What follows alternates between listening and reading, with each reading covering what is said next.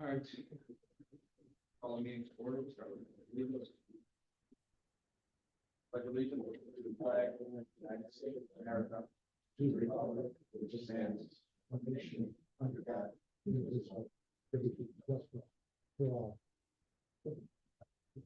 Clerk, please read the roll call. Alderman Carr. Here.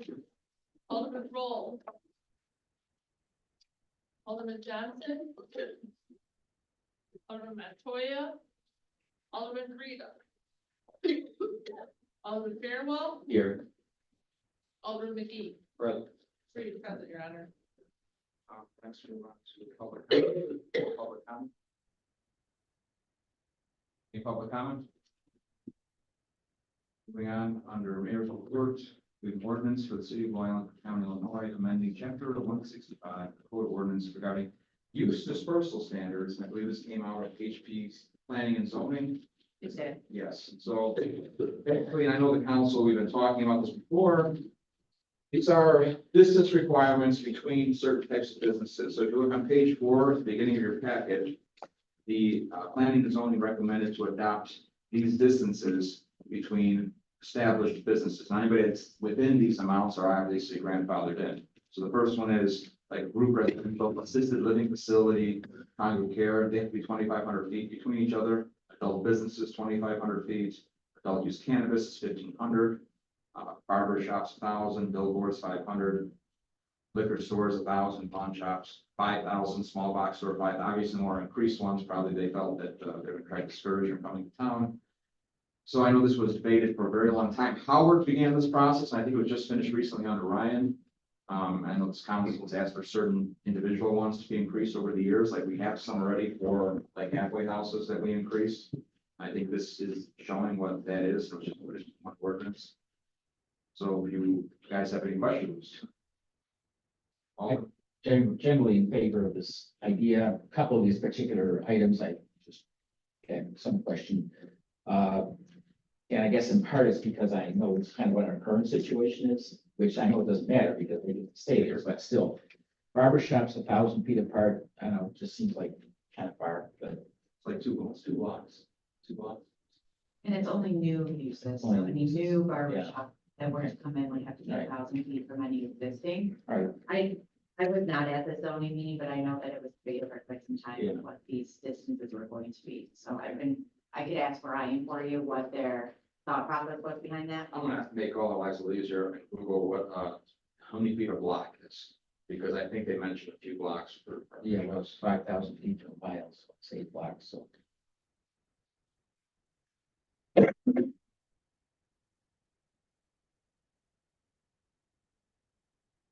So city block could be between about 700 feet, no, between 300 and 900 feet. That's New York, Chicago. Yeah, so it's probably like, oh, it's Typical. 6, so it's a couple blocks. Couple blocks. I don't have a strong feeling about it. They've given it, and we can always change it. We could always change it like everything else. Alderman Carr? What's the difference between group residential, community home, and transitional residence? That spelled out again, or that's separate? So I think, it is in a separate ordinance, but I could just give you an example. Like, a group residential or assisted living would be like, the senior living on Western in Beverly. And like, Like the senior suites on Broadway National. Yes. Okay, And then the transitional would be like affordable recovery housing or guild housing. then what about a community home? I'm not sure how that's defined. Same as the transitional. That could be a halfway. That might be a smaller version, because after a certain many units, in terms of like Guild House has more than 6 people living there. The additional home, I'll have to look in the zoning. but they're the same exact distance, both of them. Adult business is are bars underneath that umbrella. No.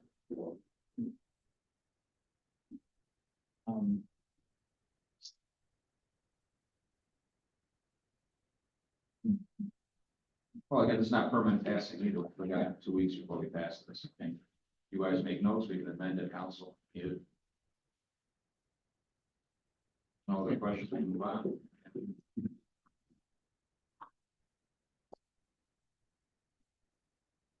Class 6B renewal application on 3033 South California. The first one to new huge application. They submitted their $1,000 fee.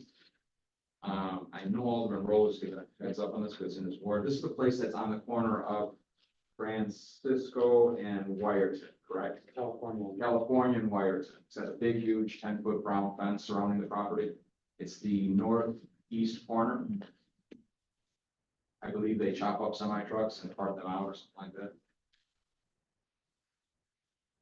Does anybody hear from that business? I think, we're at the corner of California and Vermont. Alderman, do you want to allow him to speak? Yeah. All right, you want to come, please, tell us about your business? So we don't cut trucks, we cut end of life vehicles. Oh, sorry. New to this. We are not open to the public. It is strictly a wholesale business.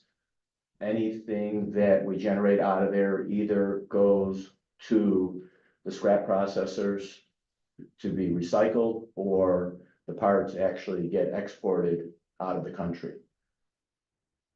I don't know if you guys have any questions for me. There's no public traffic whatsoever. And how long have you been there? 20 years.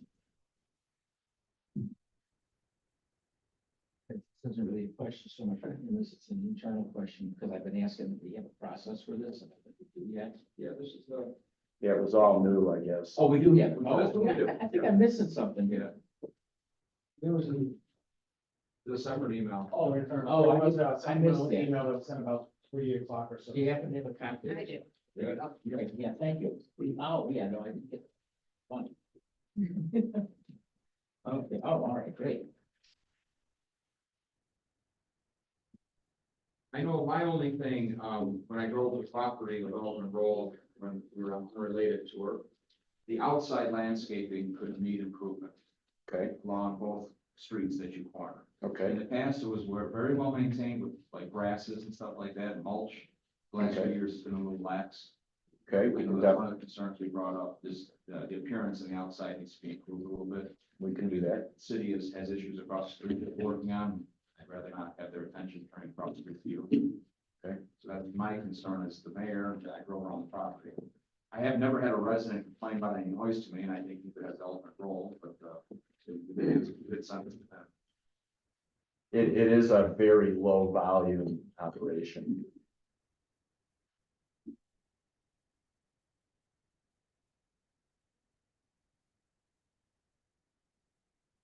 I think we'll look this over. I'm glad we have this. And probably it's okay. I got it.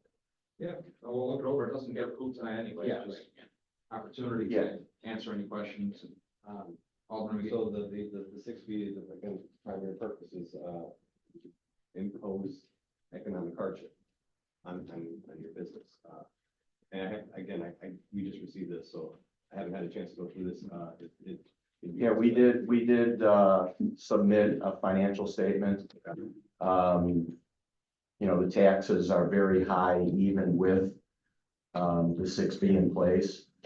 To compare to the other property we have in the city, the tax base is probably 3 times, what it is over there. So even with the 6B in place, the taxes are pretty high. Alderman. If I remember correctly, without the 6B, your taxes, I think, would go up to, I think, 2.3, I think. or Well, I mean, something per day. The way I understand it, they would pretty much double from where they are right now. Okay, And. I might not have the number right. And even with the 6B in place, we're looking at somewhere between 6 and 7% of the assessed valuation right now with the incentive. And it did state that if you didn't have the 6B, you'd most likely have to leave Blue Island. I mean, we had like one of our best years ever last year, and we made, a small profit. It's definitely not a profit center there. And as, the costs, being in business today is a challenge. The labor markets got really tight, and So, just insurance, everything is up. It's definitely getting more difficult this time presenting. And I just confirm, you have 6 full-time employees there? Yeah, we're actually at 7 right now. 7, okay. It says, in Cook County 51, do you have locations elsewhere as well? We have a location in Chicago, yeah. Alderman. Well, personally, I would not want to see another business leave Blue Island, so I don't have a problem with this, but I don't know how the other aldermen feel. We don't want any businesses leaving Blue Island. We want them Blue Island. Let's say just basically a quick one, seems like this is reasonable. I think, again, this is just. Yeah, I understand. Discussion only. Yeah. And the final approval will be at the next following city council. Yeah, and I'll be And there there. might be some questions come up, I was gonna say. Yeah. Here. No, I'm planning on being there. Yeah. It's pretty important, so. All right, well, I appreciate you coming. Yep. And it'll be on the next agenda, and, like I said, there might be some questions. Great. There's Thank, all of them down here, right? thank you all for your consideration. Next, we have item C. Public camping on public property, the ordinance. This ordinance was recommended by the Illinois Municipal League, and basically it prohibits public camping without permission from the city. This is popping up obviously throughout Chicago and a few other municipalities, so this is just for us to get ahead of things. Read it all. I personally am vehemently against this. As an alderman, I cannot in good conscience support an ordinance that effectively criminalizes being unhoused in our community. To make camping illegal is to target those who are already struggling with the harsh realities of poverty, trauma, and a lack of stable housing. Bear with me.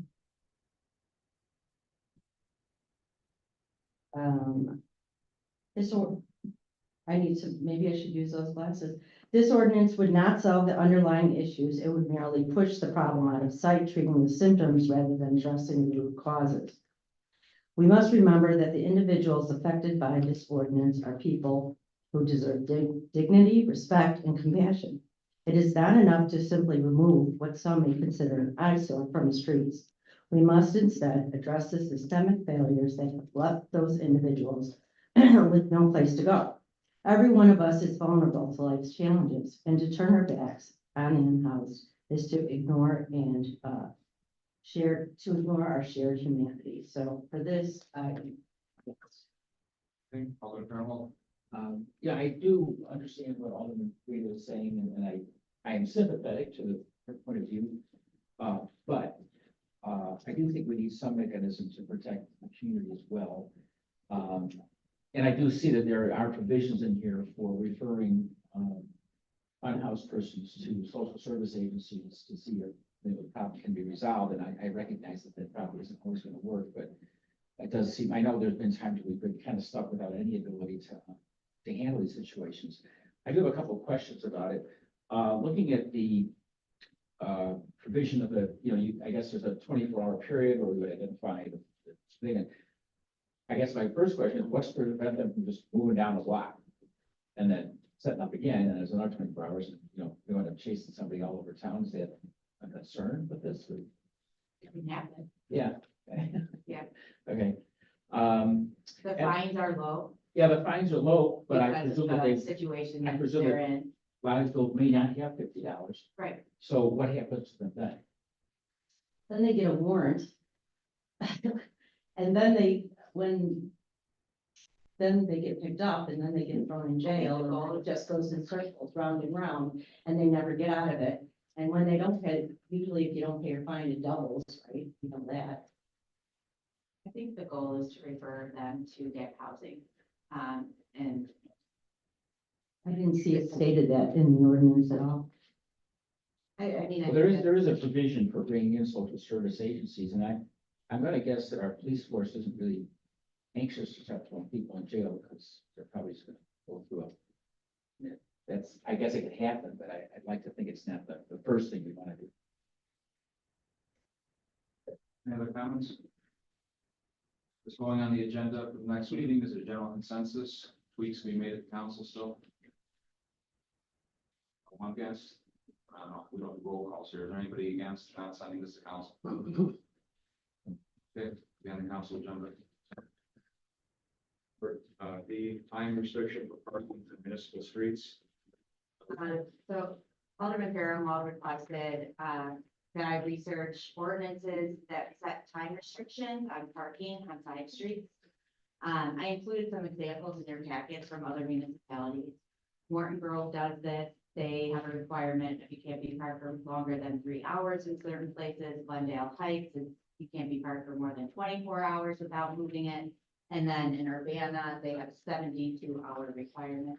I think we were looking at something much longer, for Blue Island. For instance, you can't keep a car parked for 30 days, in the same place without moving it. I think the goal is to deter people from just leaving abandoned vehicles on our streets or inoperable vehicles, et cetera. The overnight parking, I thought addressed this.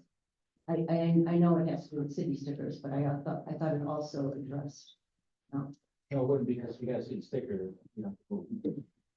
Oh, right. because I'm saying maybe. It's, I know. Yeah, there's, I got you. scenarios where someone has a city sticker and front license plate, but the car is out there for months at a time. Right. I think Chris St. Thomas Procession, I saw one on your block, it's been there for months. It had like so much dirt on it, only as far as moving, it had a city sticker. Alderman. Yeah, I think also, we were talking about this in the back, realistically, this isn't something I think we're even gonna be necessarily aggressively chasing 30 days. It's like if somebody said there for a long time, at least this gives us a basis, to handle a car that's really been sitting there for months and months. Alderman Reed. Like I have one. This would be directed either to the chief. I thought we did have something. Is this revising it? Or we don't have anything? Because I thought that, but I might be wrong. What we currently have is an ordinance for inoperable vehicles. This Oh, is okay. dealing specifically with vehicles that do have the ability to move, just choosing not to. So they go 28 days and then they drive around the block and they park it. They can do that, sure. Yeah, they can. It's like our homeless situation, there's always, Yes, sir. other questions. I guess I would just say, I have an instance in my neighborhood right now where I would, if he would move it, there would be something. Be something. And the grass starts growing out from underneath. the Yeah, fence. exactly. Lawn plants going in. Okay, we'll be on the agenda for 30 days, right? Is that what we talked about? 30 days? Yeah. Yep. Next we have E, orders for the city of Blue Island. Regarding unlawful operation of overnight four-way vehicles. So this was brought to us by our superintendent of public works for Division Street Bridge only. IDOT was redirecting very heavy loads onto Division Street Bridge, and the only way we can stop that in the future, make them use Ashland and Western, is to pass an ordinance saying we don't want anything over, how many tons? 5 is it? tons. 5 tons on Division Street Bridge. That's all this ordinance covers, just Division Street Bridge. Any questions? I mentioned you signed it. Yes, all agree. Would this affect Danny's Market because they have, trucks that come in? These trucks are bigger than those. These are like cranes. Oh, okay. They literally, Mike has a story. Mike, you're gonna tell us all the real story that they were moving a crane on. It was longer than the bridge.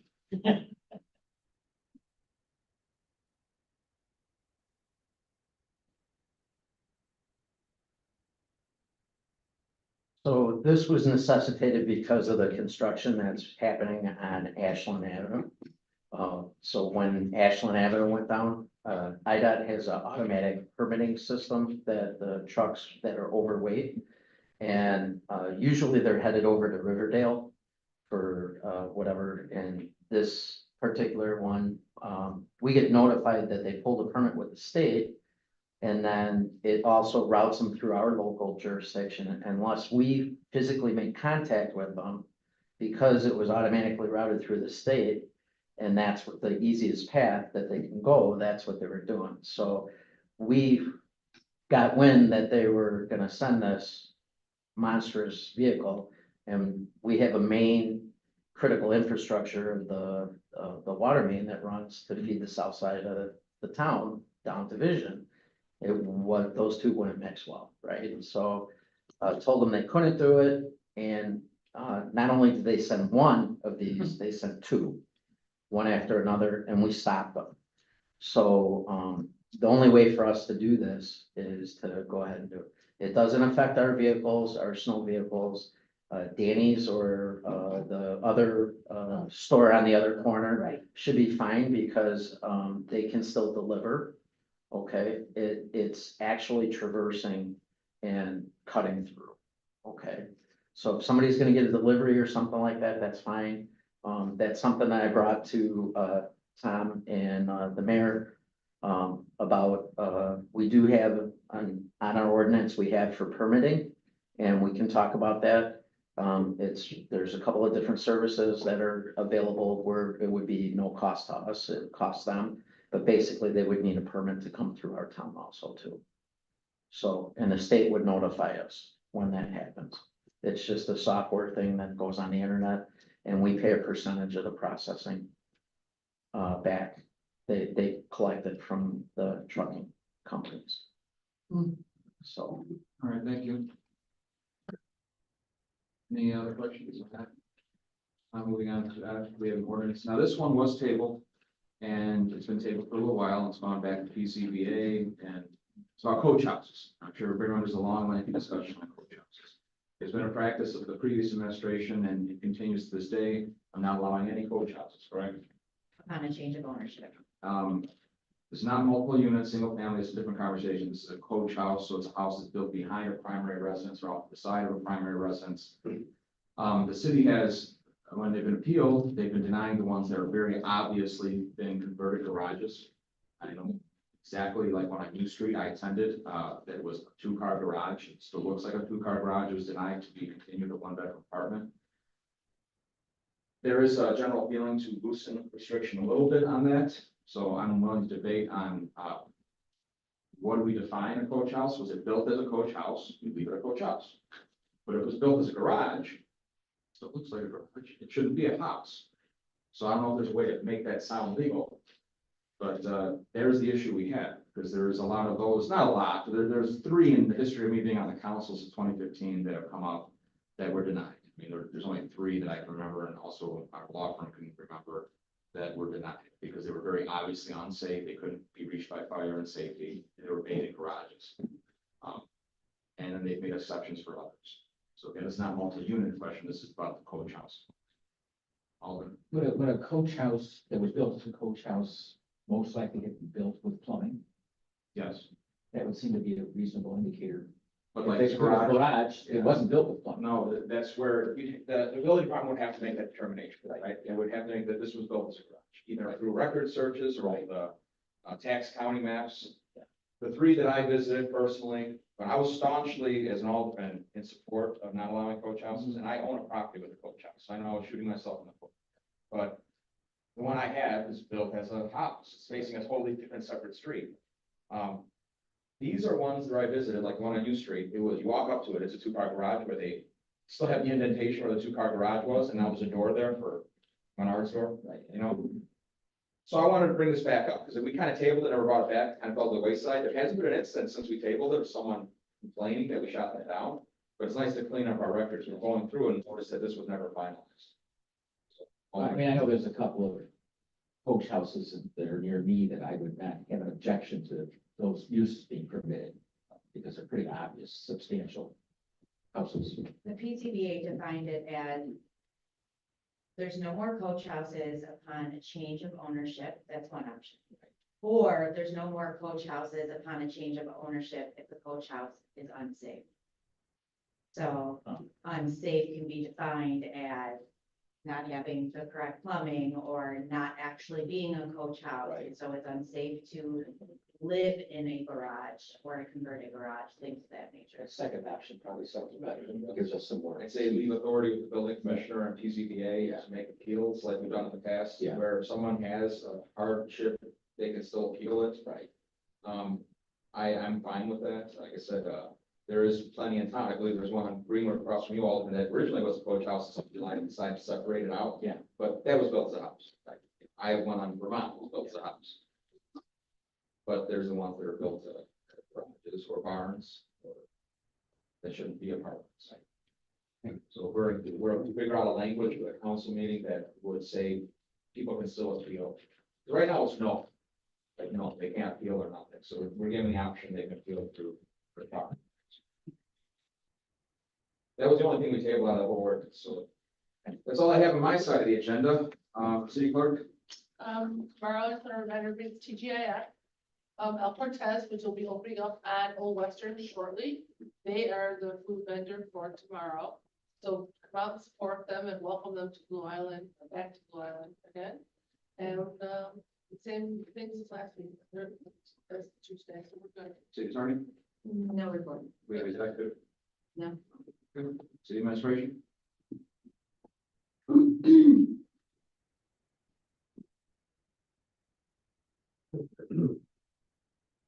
Quick things tonight. Wanted to have a brief discussion about where we're at with our water main, our water meter project that we've invested into and want to continue doing. But we're gonna have some decisions coming up as we get to the end of the fiscal year about what we want to do and how far we want to go into this project. So just by way as a brief 1,000-foot update, this council approved the first line of readable water meters to be replaced. We decided to start with the commercial lines. That project is probably over 95% done at this point. So Mike and his public works team are working through the last few stragglers that are harder to get a hold of, but we're pretty close to being able to say that every commercial property in town can now be remote read, doesn't require a public works employee to go there, which obviously is very good for efficiency, et cetera. We allocated about 1.2 million for this project. We are still under budget, but we are not done with installation and racking up all the numbers, but we do think it should be right about that. So that's what we know. We do want to continue this project for next year. We do not believe that we're going to have the necessary resources to devote to a full line until we get to next year's appropriations. We are exploring right now. I hope to have these numbers for you tonight, but we're working with Core and Maine to get the accurate numbers. We are exploring potentially this year purchasing at least 300 meters. So cut to the chase.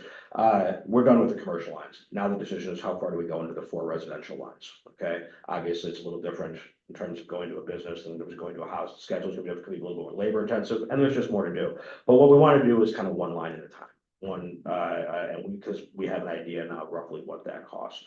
Hopefully this will cost maybe a little bit less. But what we want to attack first is that we have about 300 meters in town, the residential meters in town that are just consistently not getting accurate reads.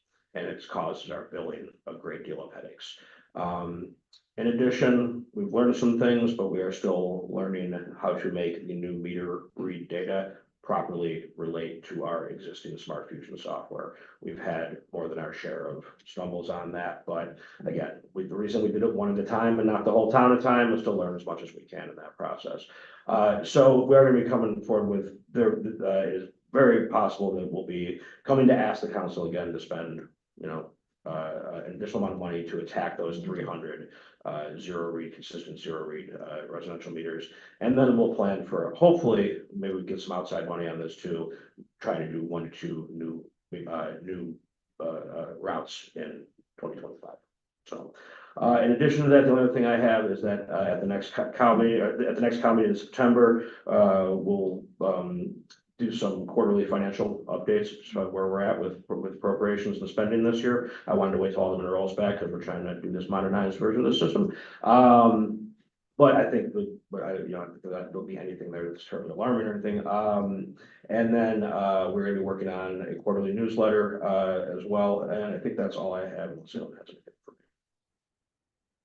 Questions? Just back on the water meter subject, this is sort of tangential to it, but I just got the notice that probably a lot of people got it about test, looking to see what kind of. So Thank you. was there any efficiency to changing the meters and doing the water line at the same time, or not? No? Okay. I'll let the experts speak to it. I'm good at faking expertise, but I have good people around. best, like we're doing on Sacramento right now, because we're doing the street and water main at the same time, that's the most cost efficient time to do it. Okay. Right, we Yeah. would not, the meter's separate. The other thing that the city administrator Wogan is saying is supply chain issue. So Mhm. we need to order these ahead of time so that we have them. So even like, if you order 300 of them now, they're looking at a couple of months to get them. So even, we would want to, if that's something that we're gonna do for next year, we want to put that order in now. So, other towns, I'll give you an example, Orland, when they decided to do theirs and update their meters, they bought them outright ahead of time and kept them in the building because they had the ability to do that. We don't. So, they were ready to go. We need to pre-order this stuff and be on top of it. And on the continuing lead line survey, the data that comes from that, which we all know pretty much the results are gonna be, or the already found lead. That's when you start applying for the grants to do sections at a time and some of the time replacing lead, but usually that's in conjunction with street repairs. But they need the survey to report the data back to the IEPA, correct, Mike? Correct. Yeah. What is the, just again for public knowledge, what is the deadline on the survey? I'm sorry, but the question was, where's the deadline on the lead line survey? Yeah. I believe we plan to have it completed in October, The very latest. I don't know. September, October. And then we start asking larger levels of government to bring cash on us.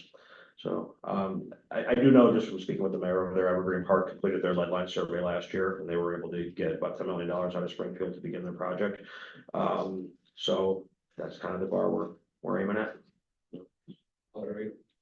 So with the pre-order, would payment be due right away, or is that something we would put on next year's? And so that's really what was, we're gonna need some more solid numbers to make that decision, but, we would most likely, how much money we require upfront to make the order, we'd have to work with Core Main on that.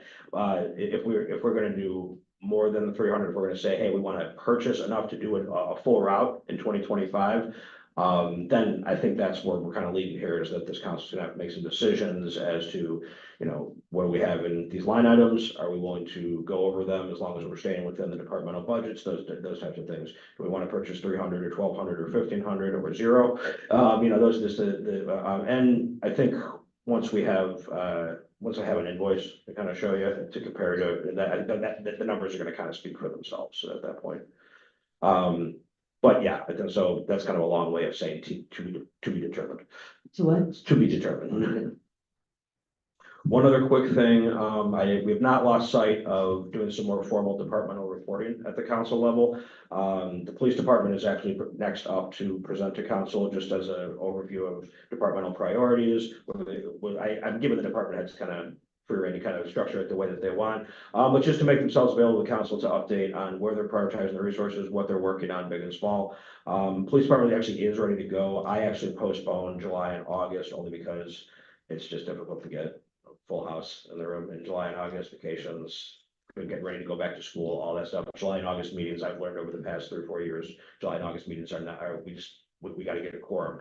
September, I think, most likely, September, October, I want to begin, start that process back up and bring individual departments up here. And then just to give you the sort of the heads up and the leeway time about what discussions you want to have in that context. So, Any other questions? Not, thank you, Tom. thank you. All right, so I'm gonna review the ultimate papers in front of you, the city sticker report, and it's still today, for the city hall. Alderman, comments, reports, questions, Alderman Rita? I just wanted to say that, yesterday in the third, I'm very proud to say, in the third ward, that we had, Chicago PD filming, and it was really cool. I know they've been filming all around Blue Island, but it was really neat to have them right around the corner from my house and, to see them in action, so. And it was just really neat to have the residents come out for, something different, so. And what else? St. Donatus was, I should have said this yesterday, at the meeting, that it was, the police department was great, Public Works was great, everybody was great with helping prepare for and during, and I want to say thank you. And I don't believe that we had any issues or problems, and the food was great, and it was a good time, so, thanks. Thank you. Any other Alderman? Now we need a motion to adjourn. Alderman Rivas, Alderman Fairwell, all in favor, say aye. Aye. Any opposed? Thank you.